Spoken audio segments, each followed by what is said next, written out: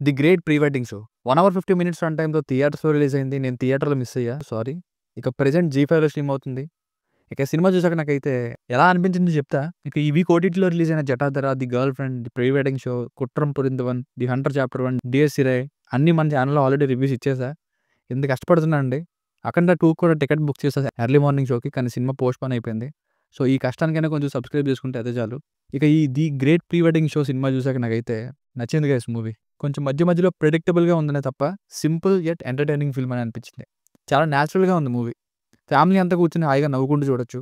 Adult content ఏం లేదు. ఓటీటీలో చూడడానికి ది పర్ఫెక్ట్ ఫిల్మ్ అనే చెప్పాలి. బాలీవుడ్ వాళ్ళు భలే తీస్తారు ఇలాంటి స్టోరీలు. ఇప్పుడు టాలీవుడ్‌లో కూడా బానే వర్కౌట్ అవుతున్నాయి.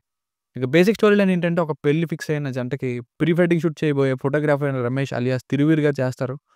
కానీ ఆ మెమరీ కార్డ్ పోతుంది. అదెలా పోయింది? Pre wedding shoot photos and videos అతని క్లయింట్‌కి ఇవ్వడానికి అవ్వదు కదా! మరేం చేశారు? చివరికి ఏమైంది అన్నది స్టోరీ. Plus points. స్టోరీ నుండి సిట్యుయేషనల్‌గా డిరైవ్ చేసుకున్న ఫన్ ఏదైతే ఉందో మాక్సిమం వర్కౌట్ అయిందండి. ఫేస్ మీద స్మైల్ మెయింటైన్ అయ్యేలా చేసింది.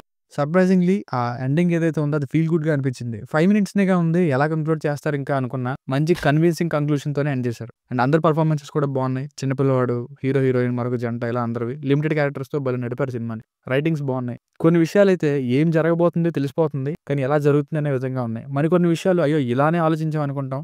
కానీ మరొక అప్రోచ్ చూపించగానే ఇలా ఎందుకు మనం ఆలోచించలేదు అనిపిస్తుంది. సినిమాటోగ్రఫీ బాగుంది. బ్యూటిఫుల్‌గా చూపించారు విలేజ్‌ని. మ్యూజిక్ బై సురేష్ బొబ్బిలి గారు హెల్ప్ అయింది.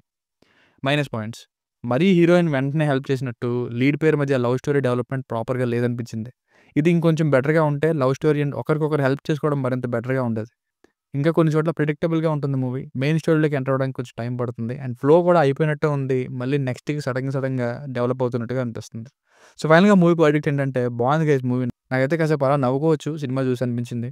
ఓటీటీ కాబట్టి నాకైతే సాటిస్ఫైయింగ్‌గానే అనిపించింది. It's decent comedy entertainer. దీనికి రేటింగ్ వచ్చేసి ఇది నా ఒపీనియన్ బిట్వీన్ 3 అండ్ 3.25/5. మీకేమైనా వర్క్ నచ్చినట్లయితే మరిన్ని రివ్యూస్ కోసం మన ఛానల్‌ని సబ్స్క్రైబ్ చేసుకోండి. Thank you.